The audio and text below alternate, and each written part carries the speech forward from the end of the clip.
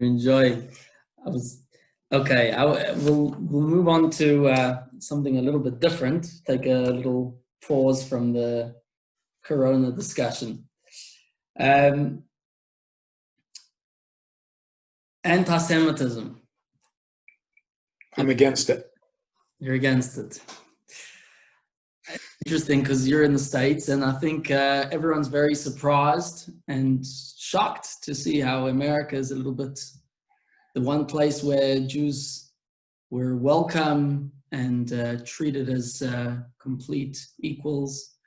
No hate suddenly is not turning out to be so obvious.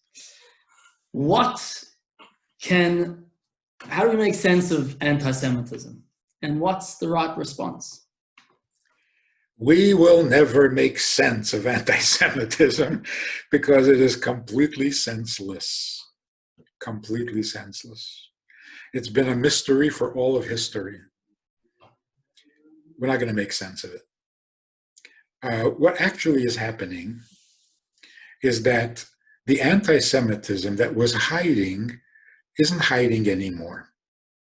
So it's not that there's more anti-Semitism, there's actually less. A lot less. And the anti-Semitism is not a philosophy, it is not a government policy, it is not a religious principle. It's just anti-Semitism. And it's not hiding anymore. This is the process that is supposed to happen before Mashiach comes. The eating of the tree of knowledge of good and evil created a serious problem that we've suffered from all of history. And that is, all evil has some good to it, and all goodness has some evil in it.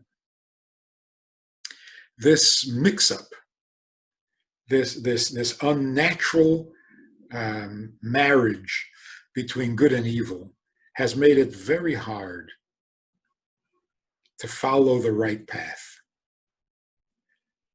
Because you can find evil in the best of places, and you can find good in the worst of places, and it gets confusing. Before Mashiach comes, that problem has to be solved. The tree has to be fixed, which means that this mixture of good and evil has got to be sorted out. And so we're told that before Mashiach comes, Yisbaderu v'yislabnu hadvarim. Things will become stark and clear. Evil will not be able to hide, and goodness will not be able to be covered up. This is what's happening. Every evil that paraded itself as goodness, that charaded as goodness, now it can't do that anymore. And so you see people who don't even try to justify what they're doing. It's just plain evil, greed, corruption. It's horrendous. But it is so obvious that it cannot last. When you take the little bit of good out of the evil, it just dries up and falls away. The goodness, on the other hand, can't remain hidden forever. So wherever it is concealed by the appearance of evil, that's going to be corrected too. So here's what we should be looking forward to. Evil will become more and more identifiable, more and more unjustified, and therefore it's going to go away. And goodness can no longer be denied and can no longer be concealed, and it's going to come out in the open. So goodness is going to come from places you never expected, and evil will show itself in ways that you never expected, and the result will be a much better world. So that's what's happening with the anti-Semitism, with the governmental corruptions, with people who thought they could get away with murder. It's not going to happen. We've always been asking for justice, to see the justice, not to believe. And we're starting to see. The Rebbe said, open your eyes and you'll see that we are in the days of Mashiach. Don't believe it. Open your eyes and you'll see it. So watch. Look at what's happening. The goodness is coming out, and the evil is no longer hiding. So we're going in a good direction.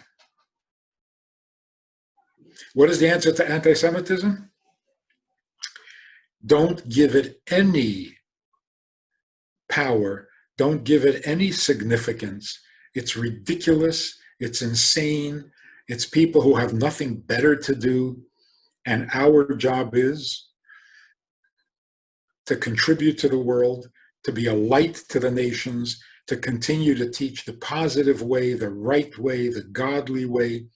And the world is turning to Jews. It is amazing to see. I'm constantly asked by non-Jews, even by religious leaders, Christians and Muslims, what's the truth? We don't know anymore. We're so confused. What does God want? The only way to know that is from the Torah. And who preserves the Torah? Jewish people. We're a light to the nations. And the nations didn't want to hear it until today. Now they do want to hear it. They desperately want to hear it. And we have to be ready to teach. We're willing. We'll put all of our hurt aside, and we're willing to teach those who want to learn, even if in the past they were the cause of our pain.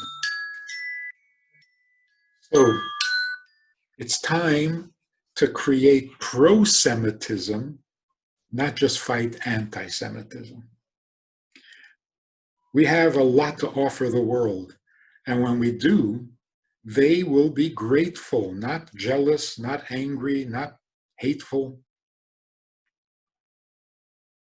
So let's do what we do best. Live meaningful lives and share that with anyone who wants to hear it.